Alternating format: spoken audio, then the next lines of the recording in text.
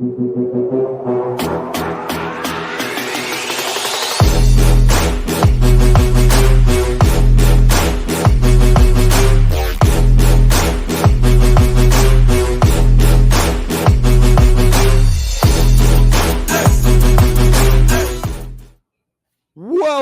to the King and Chapman Show. It is Monday, July 1st. I am Brent Chapman, and with me is the original Fab One, Jimmy King. What it do? What it do, B? It's been a long Jimmy, time, my brother. How you been? Jimmy, welcome. My understanding is that you were on a flight this evening. You ran right from the airport so you Straight. could be on the show. Absolutely. And Jimmy, the best news about that is, do you realize that it has been 10 days since we've done a show? 10 days. I'm ready. I'm reinvigorated. I'm re-energized. I'm ready to go. Let's do this. Now, that I like to hear. Jimmy wants to get right into it. So I am not going to delay him at all because there is a lot to talk about, Jimmy, and we missed a lot. And we're starting with the NBA draft, Jimmy. We had quite a lot going on when we were last gone, and the NBA draft is one of those things that happens. So here's some of the highlights. The first two picks were from France. Zachary Richard, the first overall pick, went to the Atlanta Hawks, and the second overall pick, Alexander Czar, went to the Washington Wizards, and then the sixth pick, Tijan Salon, went to the Charlotte Hornets. So I don't know what's going on in France, Jimmy, but they're developing lots of NBA talent. We had lots of interesting things. Dalton Knecht, one of the older players in the draft, 23, went to the Lakers. And Bronny James, baby, was drafted. He went in the second round, and there was no team that did the Brent Chapman strategy and draft Bronny to get LeBron. Instead, the Lakers drafted Bronny to keep LeBron. There you go. So, Jimmy, Smart move. What was your favorite picks? What was your favorite moves of this year's NBA draft? Well, the biggest thing that I took from the NBA draft this year is that it was more of a international slanted or favored draft with coming from players from France, as you mentioned. Victor Wembanyama being the first pick coming from France last year, and now we see the first and second picks coming from France this year. It's just a testament to the international game and really how the international players are getting opportunities at a higher rate than in this draft than American players. So that's like, to me, is like sounding the alarm, where if if we're teaching young American players to be the best they can be, and we're training them to be the best basketball player. It seems like this year the international teams have caught up, or international countries and players have caught up. So the kind of cachet of being the best player in the United States, well, where are they? It was kind of slim pickings for American players in this draft, It's a and good point, I think Jimmy. it's a trend moving forward. And I tell my friends and family this all the time. When I was overseas, when I had the opportunity to play overseas, to play in Europe, play in South America, as a professional athlete, you have two practices and a game. So the first practice is with the younger international players, which is their like youth team. So these kids are like 12, 13, 14, 15 years old, and they're playing against professional players from their countries and from America. And then we would have our in team practice. So the international players had the opportunity to play with us, with pros. It would be like high school kids or middle school kids going into high school, having accessibility to play with LeBron and KD and Westbrook and whoever, name them all, Brunson, whoever you want to name, and getting that tutelage and experience. And that's why you see them getting drafted at such a high rate lately. It is crazy, Jimmy. You know that I have a son that's 13 and 8, and we're doing all the we go to these tournaments, and these gyms are full, and we're traveling across the country. And youth basketball and AAU basketball is insane. So to see all these people playing basketball, and then see 3 of the top 6 picks are from France, is not great. It's kind of disappointing, and maybe the parents watching the show should wonder if they should invest so much money in all this basketball that they're paying for, because it's big business. My question for you though, Jimmy, is of the 2 picks, Alexander Sarr and Zachary Richard, I don't know how to say his last name, uh should have Czar gone number 1? I mean, he was kind of the preemptive number 1 pick, and it felt that got switched at the last minute, and Zachary went number 1 instead. What do you think? Is Alexander Czar really the best prospect, best player in the draft, and the Hawks screwed up, or did the Wizards get gifted one? Well, time will tell, but from what I've heard, it was, and this happens often in the draft, right? You hear guys, kind of sifting between one, two, sometimes maybe three. On in good drafts, you might get guys that are kind of, sliding up and down the scale through 1 through 5. But the first and second pick, I can see how teams can go back and forth, and really it comes down to the best fit. Um, Usually, when it comes down to the last minute of a decision like that, it's usually a character thing, and I don't want to put anything out there like that. I haven't heard anything I got you. that Maybe it's just a that fit thing. They felt the other guy would come into the organization better and fit in their organization better. right, and I think that's what it is. It comes down to, how they want to play, the philosophy, what the coaching staff is looking for, how they can complete their team or enhance their team. And I think that's really what it came down to for this draft. A lot of these guys, I was looking around, I'm like, I got to brush up on my international basketball scouting, because these guys, half of them I haven't heard of, or I've heard of, but I don't know much about. So it's just a next step to the international play that I think that the NBA has always had as a plan, going back to even the late 80s. Well, I agree with you, and I'll say this, Jimmy, uh, before moving on to the next topic. My favorite pick of the NBA draft was the risky choice of the Memphis Grizzlies going with the 7'4" center from Purdue, the 2-time NCAA Player of the Player of the Year, year. Zach Edey out of Purdue. See, I like this. I like, Ja Morant. I like Jaren Jackson Jr. I like maybe Steven Adams paired with Zach Edey. See, here's the thing. Nobody wants to play big man basketball anymore, Yes, right? They all want to it's gone. they all They all want want to to stand out there, step shoot out three. and be Steph Curry. Absolutely.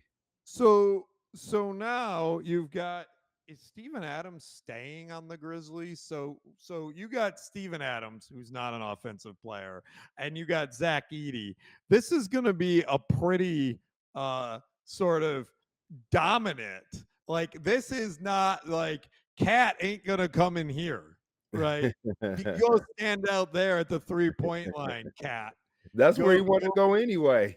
yeah, that's where he wants to be anyways, right? Same with all these guys. Embiid, like you're not banging in here with Edie and Adams and Jaron Jack. Good luck. Edie's about to extend his range and learn how to shoot threes, and that's it. No, That's what's going to happen. He's going to nope, we morph don't want that. into We want Lambeer, baby. We want Lambeer back in the NBA. This is why this is my favorite pick, because I want to establish some old school basketball, Jimmy. And I down. think Zach Edey is rebounding and size and blocking and boxing out and dominant defense. That's what I like, I Jimmy. love That's it. my pick. I love it. That's old school basketball right there. I was just talking to my dad and my youngest son about that, and we were just discussing that very thing. It's like it's a different ball game. Um, it was interesting to see the crowd reaction when they called his name, when they called Edie in the draft. He got some boos. So I guess the overall fan base don't appreciate his style, or don't know his style, or not familiar with the style. Um, but we'll see. Like I said, it's just like all these players. Time will tell how good a pick that is with Zach Edey going ninth. All right, Jimmy. Now we're moving on to NBA free agency. So you have the draft, and then the money starts flowing. So we've had some pretty big moves. I know you've been traveling, so I'm going to go over some of those for you. One of them hit while we were doing this, which is Jason Tatum agreeing to a 5-year, $314 million super max money, money, money, Money. money. Give me the show. Give me the show. That is right. He wasn't even the NBA Finals MVP, and he catching. And I don't want to talk about Jason Tatum the whole time, but this is very interesting. I felt watching the finals that he was like in his 15th or 16th year. I mean, he looked like he was wearing down, bro. And then I turn around and find out he's only in his 7th year, and he's signing the largest contract in NBA history. So good for Jason Tatum. So we've had some other moves, Jimmy. Uh, James Harden re-signed with the Clippers. Paul George, sorry, not Paul George.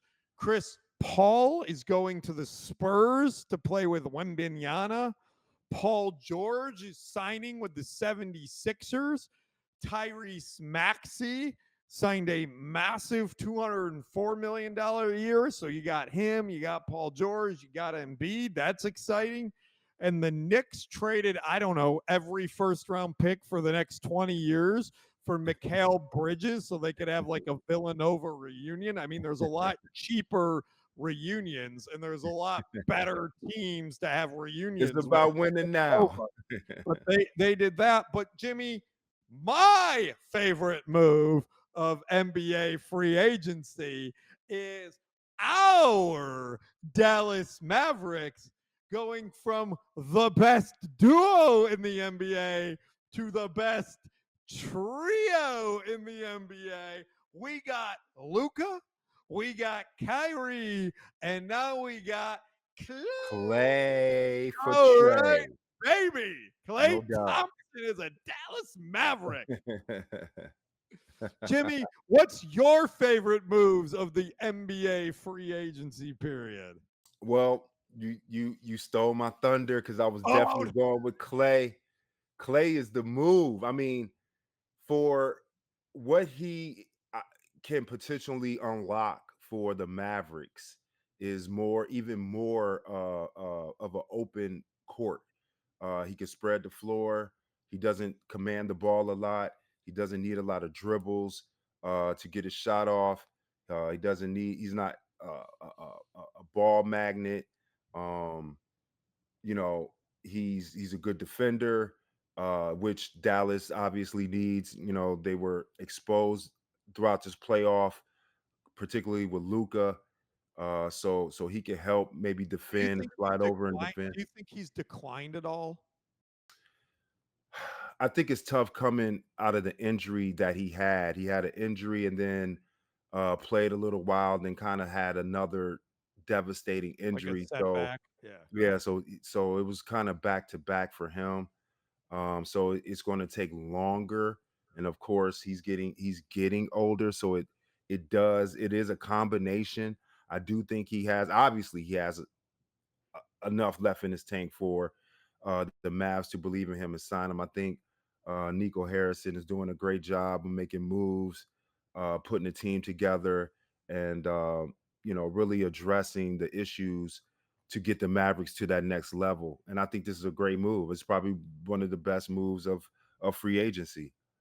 Well, I mean, and on top of Gafford and PJ Washington Right. Just and adding to Derek a piece to Lively, the right? puzzle. They're all still there, and I don't think Hmm. they're going anywhere. I mean, Hmm. this is a pretty solid core. I'm really excited. I think that Clay, even if he's diminishing, meaning he can't do everything he did before, look, you've got Kyrie, you've got Luca. He's not going to be asked to put the ball in his hands and drive or do anything like that. He's going to be asked. Do you remember PJ Washington standing in the corner shooting Right. threes? And that's what I That's what mean. this is going to be, except for he's going to make it every freaking time. Exactly. Because there were a lot of open shots that the Mavs missed that There was a could have lot of changed the open series. shots. So you look, he's going to love this. This Well, might and it's extend his also good for career. him to get blue or new blood, right? Yeah, New yeah. scenery, new team, fresh, kind of reinvigorate, his basketball chops, if you will. I think it's going to be great for him. I think and I think it will also prove how good of a player he is. I think he's kind of undershadowed still.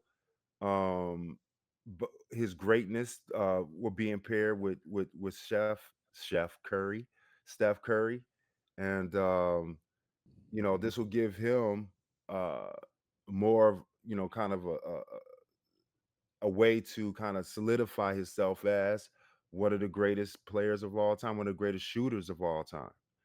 So I mean, how much do we really need him to score? And the yeah, beautiful thing about it is that, like you said, we can strategic, or Jason can strategically place him in the corner, wing, top, wherever on the court. And again, it will keep this floor spread so Luca and Kyrie could do their thing. And you don't really lose that kind of rhythm yeah, you're because not ignoring him. yeah, because Kyrie's If still you're gonna ignoring Clay to pay attention to Kyrie and Luca, you're dead. right, Like, I right. mean, this is going to be deadly. And they're I ball think dominant too, so they're gonna be handling the ball a lot. Clay don't necessarily need the ball. he doesn't need the ball, and this reduces pressure off him. I think it extends his Yeah. career actually because it Mhm. makes him a slightly different. He can focus on what he's been known for, right, which is shooting the Absolutely. ball and driving when needed. But before we move on, and we spent a lot of time on these first two topics, but I just got to ask you.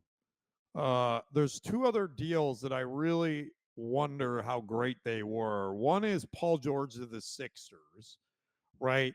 I'm not sure what Paul George has left, but if he does, heck, this could be a good team. And then the second one is Mikal Bridges to the Knicks.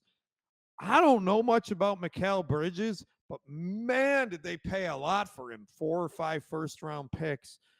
Jimmy, does Mikal Bridges to the Knicks put them over the top? Was that the missing piece, or was this just a misfire on their part? Oh, that's a great question. I don't know. Again, time will tell, but I think that obviously they believe in it. I think they feel like they need uh a system player like Mikhail. He's kind of like Clay. Doesn't necessarily command the ball a lot, can put it through the hoop, can score, can give you uh, uh, you know, production on both ends of the court. Um, is like you said, it's going to be Villanova all over again. So I don't think you have to worry too much about them gelling or really knowing each other's game or taking that time to get to know each other. So I think that's an advantage. Uh, but again, when you got Julius Randle coming back too, who typically plays kind of like Luca, where he's more ball dominant and he needs the ball in his hand and he pounds the ball to get his rhythm before he gets into his shot. It's going to be interesting to see how he gels, coming into that system. And basically, you got two new guys, because Randall was hurt the majority of the season. You got two new kind of alpha guys who, can impact the game, and so it's going to be. I think the key is getting them to kind of catch up with the rest of the team. I think the team, which we saw with Brunson leading the way, have a rhythm in which they play and kind of feed off each other. So hopefully Mikhail can extend that or elevate that, if you will. All right, Jimmy, that's enough NBA.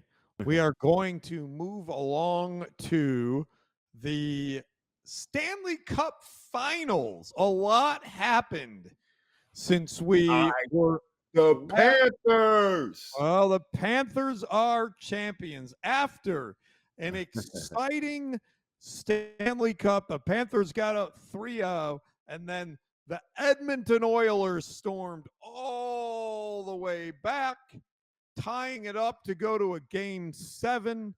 But the Panthers held the home ice. I was going to say home field, the home ice advantage, beat the Oilers in a thrilling 2-1 game 7 to hoist the trophy of the Stanley Cup and win the Stanley Cup Finals on the backs of Sergei Bobrovsky, their goalie, crucial goals from Carter Verhaeghe and Alexander Barkov. But Jimmy, the MVP, or in hockey, the Conn Smythe Trophy winner, was Connor McDavid. Now, this might surprise you because Connor McDavid doesn't play for the Florida Panthers. So let me get this right. The MVP of the Stanley Cup Finals was not a guy on the Stanley Cup championship winning team. Jimmy, should the finals MVP be from the losers? Well, if he was the best player on the field, on the ice, he deserves it. Win or No, loss. It Jimmy, it's rarely, it rarely, it MVP. rarely happens. Jerry West, God rest his soul, who just passed last week, is probably an ode or a testament to Jerry West, right? He was channeling his Jerry West. That's how I look at it. Everything kind of has its own timing. I look at it like that. He is the best player in the league. But being the MVP as on a losing team, I don't subscribe to that. I wouldn't want to see that consistently. However, I think occasionally it happens. And in this case, it happened. And My just like I ar- said, Jerry West did it. So it's my not like it's argument not is done.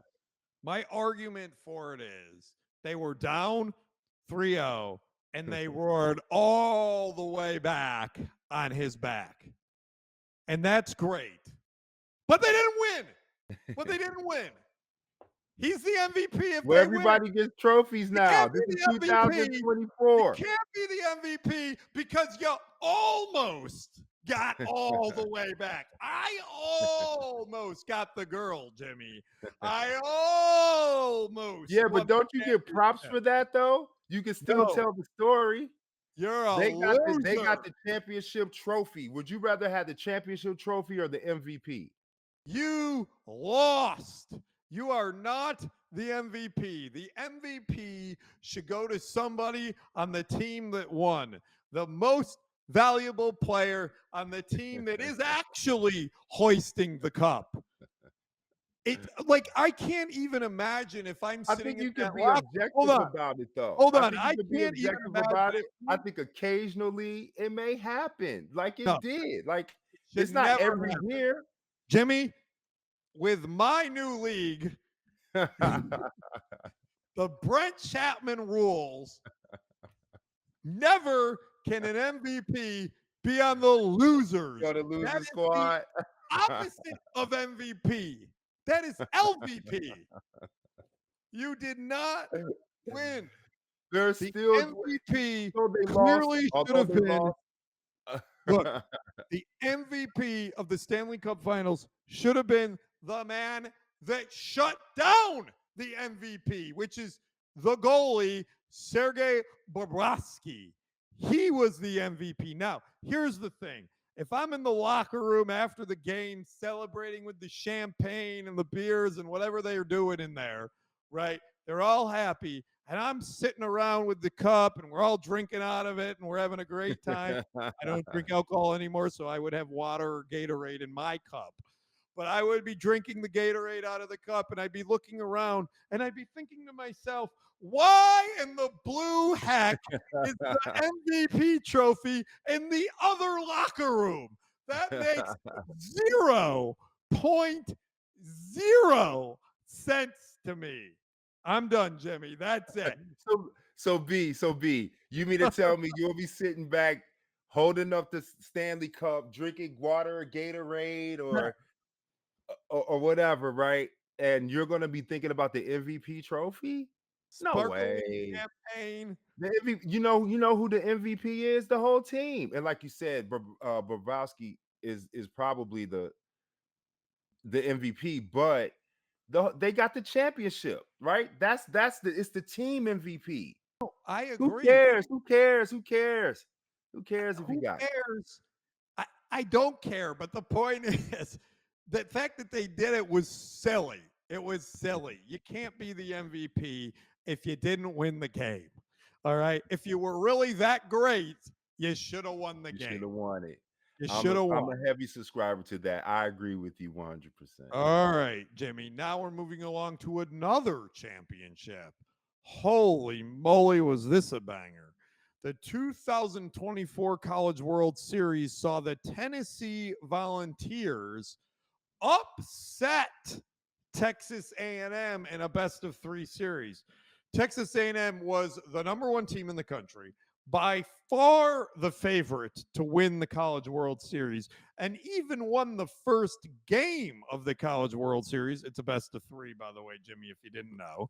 And Mhm. game 2, Tennessee bounced back with a 4-1 victory. And then game 3 was a nail biter, went down to the very end, and they won 6-5 on strong hitting and strong pitching and timely hitting to beat Texas A&M and win the NBA championship. Now, Jimmy, unlike the NHL, the MVP of the College World Series was actually from the championship team, Dylan Drilling, and he was the MVP.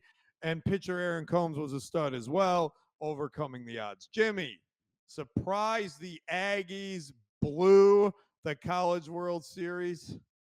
It's tough. It's tough. It's tough to be the best team all year and make it to the championship. And It I'll is give tough. you the testament. Like after our freshman year, going into our sophomore year, we were the favorites to win it. We went 31-5. We made it back to the championship, and we lost. it Was that it that was but that the but but Hainsborough? but Was that Hainsborough or was that the first year? um the you mean the second? Who was You the mean big the center for? Was it North Carolina the second? When did you? What Montross, Eric Montrose? Montross. Yeah. Yeah, Eric Montross. So With, yeah, so I mean, we had beat North Carolina earlier that year too in Honolulu for the championship trophy out there for the tournament, the Honolulu tournament classic. So we had beat them earlier that year. It's just hard to go end to end. No excuses, no excuses. You got to Oh, do it. totally There's teams that do it, but it's very difficult. And I'm just speaking from experience. It's and we beat them earlier that year. So to say that they blew it or choked, um, I wouldn't say that. I would say that it's hard to go end to end being the top team when everybody's gunning for you. No excuses though. You do got to pull it out. But um, they I'm just lost when they should, when we expect them to win. We expect them to continue just to do like what they the did Fab all year, and it's hard to do. Everyone in the country expected you guys to walk through and win a national championship that year, and it's just Absolutely. not that easy, No, right? because I'm everybody's gunning actually, for you. yeah, and I'm actually going to agree with Jimmy on this one. I'm like, I don't think they blew it, right? It's to Mm, Jimmy's point. It's these are kids. Like Jimmy, you guys were what, 19 or 20 years old when you yeah, had to do that, right? These yeah. kids are kids, right? Mhm. And They're I learning. know, They're learning.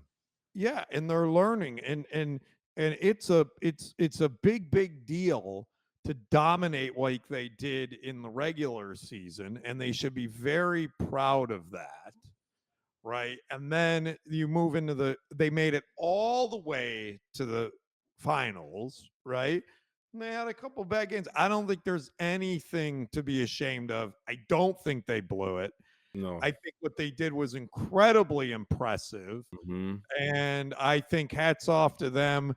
They should not be disappointed. They should feel good about what they accomplished. Uh, but they should be disappointed about the next story, which is the very next day, Jim Schlossnagle, their head coach, just led Texas A&M to the College World Series championship, and the next day says, "Oh, never mind. I'm going to go coach for the rival and go to the University of Texas Longhorns after all of that and go coach for them." This Now, is why, yep. no, go ahead, Jimmy. I'm ready. This is why it's not amateur sports. This is professional sports at a lesser, and it's not really lesser. It's just a different avenue, different same industry, different platform. That's all. The monies that's out there, that's why. Like, if you can leverage your your game, your playing, your coaching abilities, whatever, to get a better job or more money or whatever it is that you're looking for, that's what it's about. And I'm pretty sure all the players are hurt. I'm pretty sure the alumni for A&M are salty, but at the end of the day, this happens all the time. And this is why, this reason right here is why I love NIL, and that the kids are able to do essentially Yes. the same thing that the Yes. coaches do. Yes. I will agree with you on that, Jimmy. I think this is wrong, first of all. I think this is just wrong. You have this team. We just went through this great thing about what the kids accomplished and how beautiful that was and how awesome that was and how they should feel good about it. And then the adult in the room the very next day before the hangover is even worn off is like, "Yeah, see you, bro. Thanks for what you did. Thank you. I'm gonna go coach for your rival. I'm gonna go coach down the road an hour and a half at UT. Thanks, bro." Like, no, it's That's a completely tough wrong. lesson. It's a tough No, lesson. no, It's you couldn't wait 5 days. You couldn't wait 2 weeks. You couldn't have like let the kids kind of get off campus, hey, this is kind a of very dog eat quietly move dog that. business. Totally blew it. You got to strike. Totally You got to not strike impressed. when the iron's hot, because No, bro. they can move on. What No, bro. probably what happened is that they he probably would have stayed if they won. I don't think that's true. I think he would have left no matter what. I think that they had already closed and finalized everything and they were just waiting for it to end. And I think what happened was he got really, really, really upset in the press conference Hmm. after the game because one of the reporters heard the rumor and brought it up. Hmm. And he had a meltdown about, I can't believe you would bring that up. We just lost. Let the kids deal with this.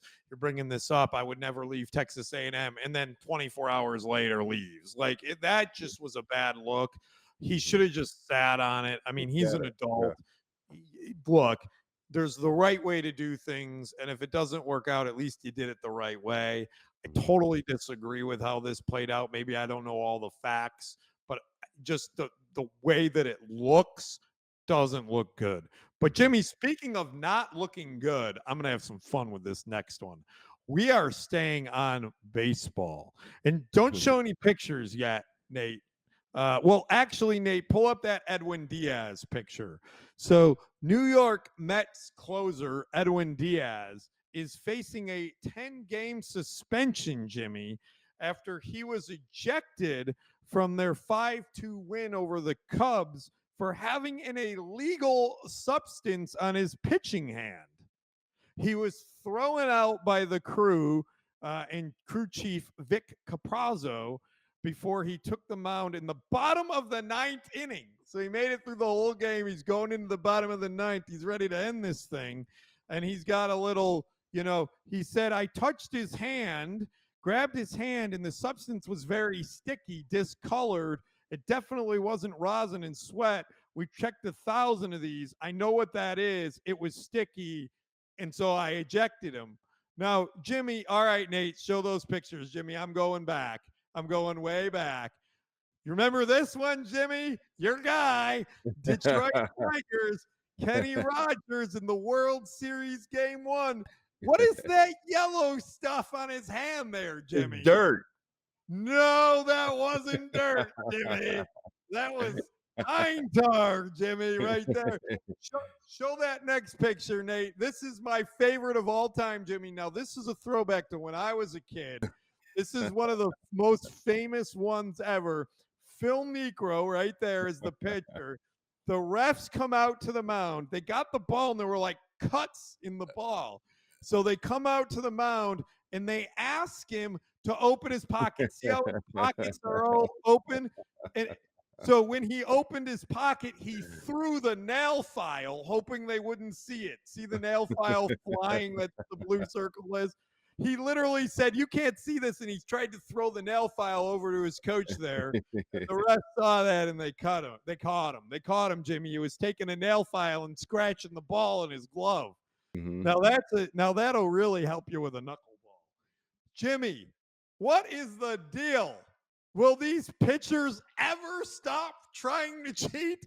We got 1985 Phil Niekro. We got 2000s Kenny Rogers. We got 2024 Edwin Diaz. What is going on, I Jimmy? heard I heard I heard a rumor that if you're not cheating, you're not trying. I heard that somewhere. And it's kind of true. And to a certain extent in in the sporting world. For instance, last year or was a year before, or no, maybe it's a couple years now, but with New England Patriots, quote unquote, stealing signals. You got NFL players, if you interview them, they'll tell you that it's to the scouting team's advantage to scout the team. And one of the advantages is stealing the signals. So That's that's really kind of the norm. So but I guess, I mean, obviously it's frowned upon and against the rules, but a lot of teams do it. Um, you know, and I can imagine the same with pitching. I can imagine guys are trying to get an edge. They put a nail in their pocket or some extra dirt or pine tar or so it I me personally, I don't think I would want to have anything that people or others could come back on and say, "Oh, hey, you did that, you cheated." So I would personally wouldn't do it, but I do know that guys are always looking to get an advantage. And if they can get away with it, or they think they can get away with it, they're going to do it. Jimmy, I am 100% okay with a team pushing within the confines of the rule, trying to creatively get an advantage. I've done this my whole, like, all my involvement in sports. I'm always thinking I'm the guy that's trying to, let's run the play that they've never seen before. Or let's Right. set this up to do this. Let's take advantage of this scheme to do that. Like, that's the game. Hmm. That's the strategic aspect of sports, which is so great. Scratching the ball with a nail file is not part of the strategy of the game. That is cheating, right? That's not pushing the boundaries.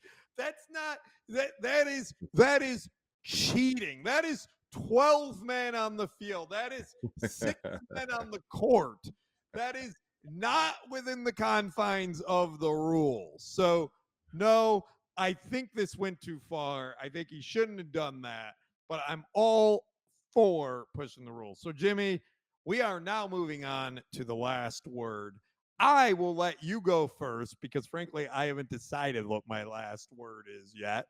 So, I will let you go while I think of one. Last word is NBA draft. LeBron James' son, Bronny James, getting drafted 55th by the Lakers. Congratulations, young Bronny. It's a long journey. Enjoy it.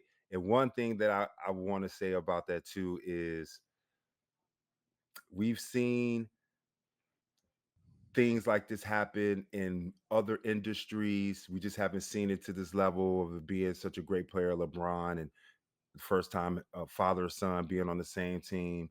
And like my man Rob Pelinka said, the general manager for the Lakers, what better platform than to have it with the Lakers and to be with someone with a high character like LeBron and Bronny. So good luck to them. I'll be tuning in, obviously. I can't wait to see it. I hope he's successful, and he grows from this, and that he has a long career in the NBA. Jimmy, that is a great last word. And that is why I'm going to let you end on that by saying that is awesome. I think it's really cool that they're going to get to play together. That is going to be must watch TV. And I think it's a great story. I think it's great for LeBron. It's a great way for him to end his career. And it's a great opportunity for Bronny and the Lakers. And I hope they do well. So that is all for today's show. Thank you, everyone, for watching. Thank you, Jimmy. Thank you. Peace. Peace.